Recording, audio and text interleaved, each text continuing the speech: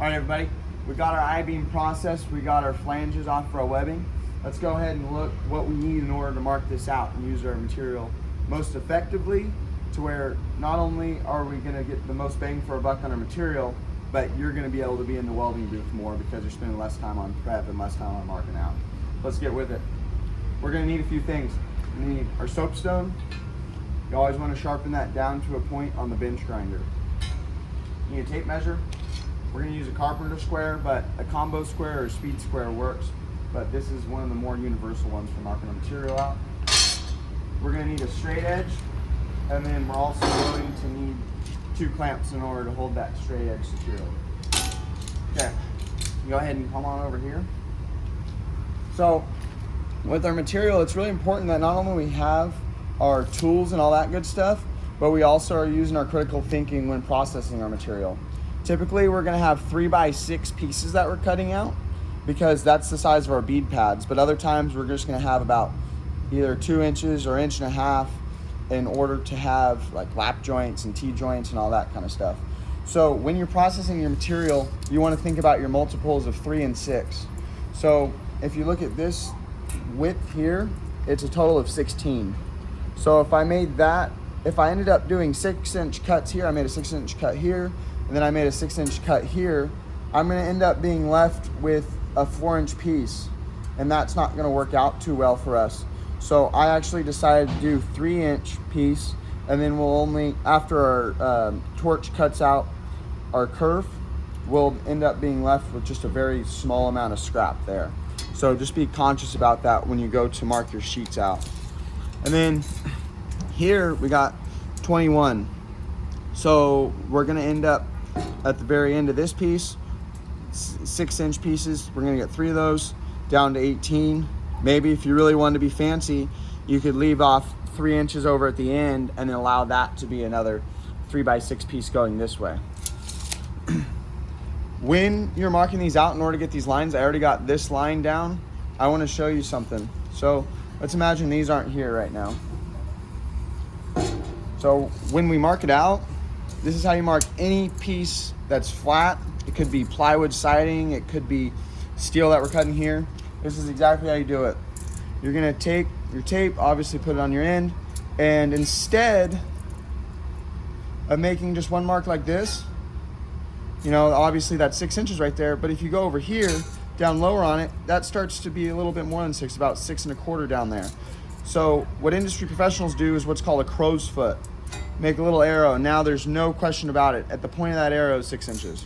You go over here, make another crow's foot. That was a little off. You can always, the thing about those is you can always kind of move them over with your chalk and adjust them. Okay, now I got it marked on, notice how I might have it marked close as I possibly can to either end. I have it marked right there, and I have it marked right there. If I had each marked like right in these areas, and I'm off 1/4 inch, then I'm gonna end up getting thrown off of having a square line. But the further you are to your ends on your measurements, the more accurate you can be. So we'll go ahead and align those 2 up, making sure that not necessarily, we're not on the crow's foot, but we're on the point to where our chalk hits it. So I'll just do a little scribe. Notice my line's a little farther over, so I'll adjust that. Putting good pressure down with my hand, bring it all the way out. Now my line's intersecting. I'll check over here. Line's a little off. Okay, now should be good. Boom. Okay. Now we have that's how you mark out your 3-inch width. And then when you do your smaller across, what these carpenter squares are great for is that we already have a measurement here. You can see that 6 inches. And we have that marked on this line here. You can actually use on your smaller distances, you can use the square of it, align up with your measurement, and then align this part over here properly, and then that'll end up getting a 3-inch mark all the way down.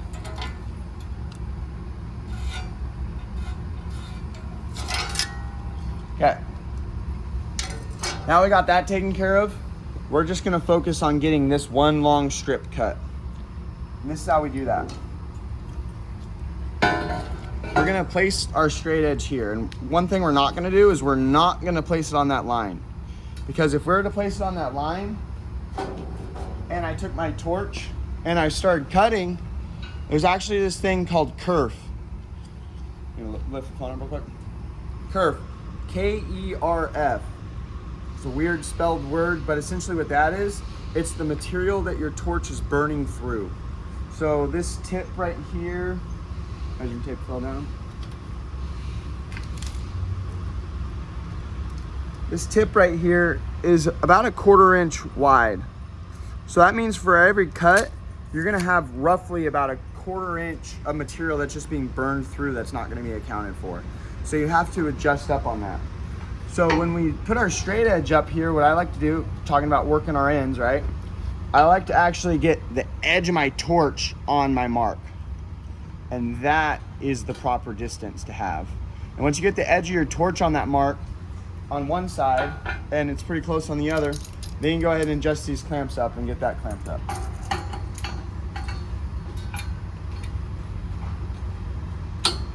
Okay, got that side. Now let's go ahead.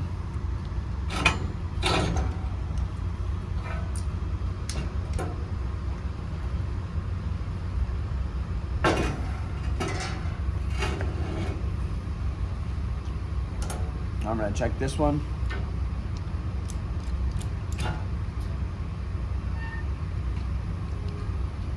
Good.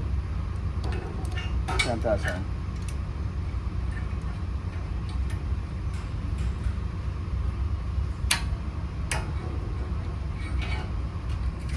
Okay, now we have the proper width to be able to make that straight edge cut.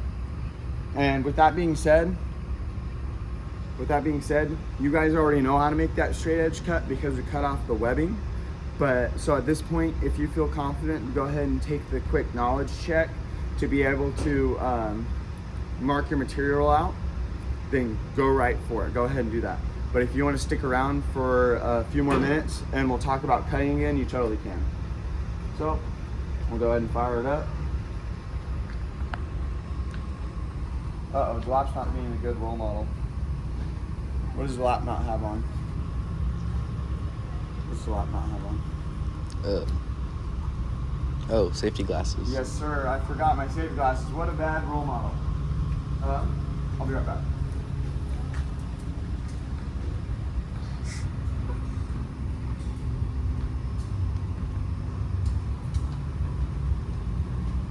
Sorry about that, everybody. That's embarrassing. Throw this bad boy back on. What time are we at right now? Like as far as minutes? 8. Okay.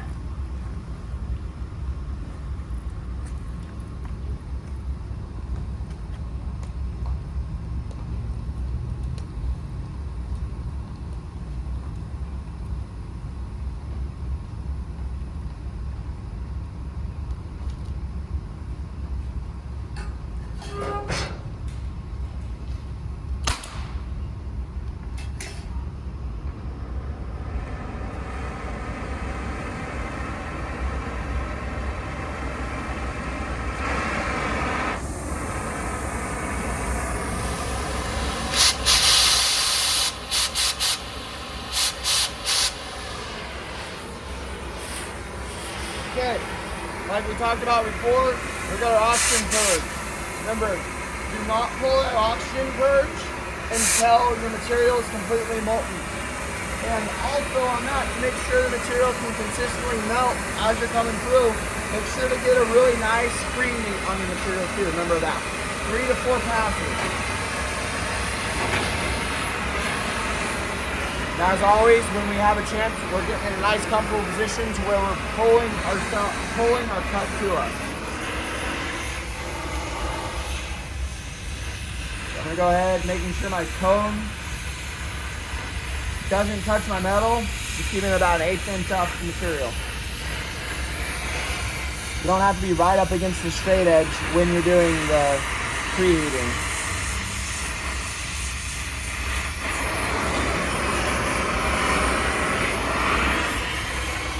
Okay, now we're gonna go ahead.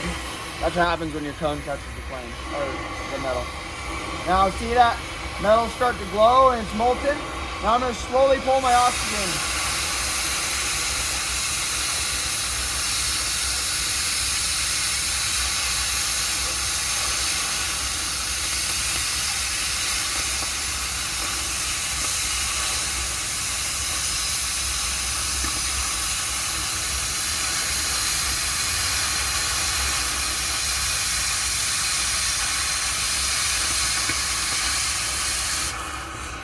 It's okay to let off and adjust up as you need to because it's a very long cut.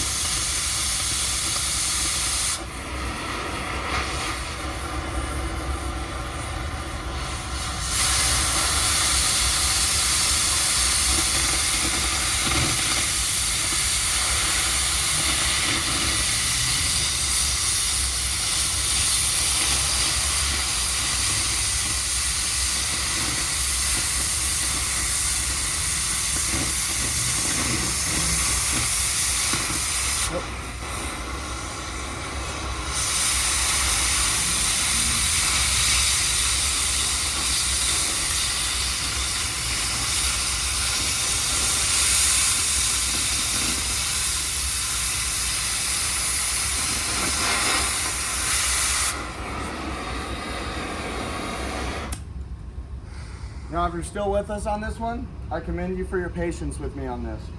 I do apologize, DeLapp is a little bit rusty on this, but a few key tips to take away to get comfortable. My recommendations are that we have as much contact to the table as possible and that we're always staying nice and consistent up against the edge of your straight edge. We're always right here and pulling back. Never come off of your straight edge. That's what's going to help you get a nice clean cut. And then never be afraid to stop cutting once you get into an uncomfortable position.